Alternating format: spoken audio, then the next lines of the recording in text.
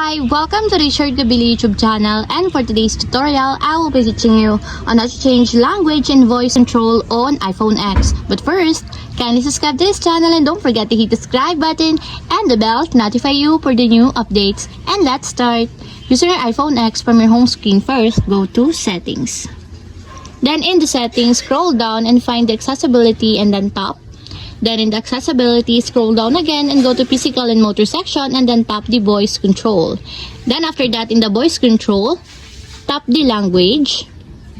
Then in this part in the language, you can now change here the language that you want to enable. For example, you want to change it into English Canada.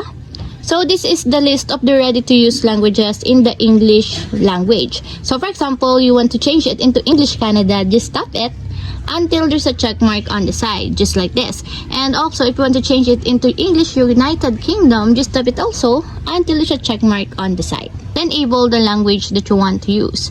And that's it, we have successfully changed language and voice control on iPhone X. If you have a question, can you comment down below, and don't forget to hit the subscribe button and the bell to notify you for the new updates. And thank you for watching!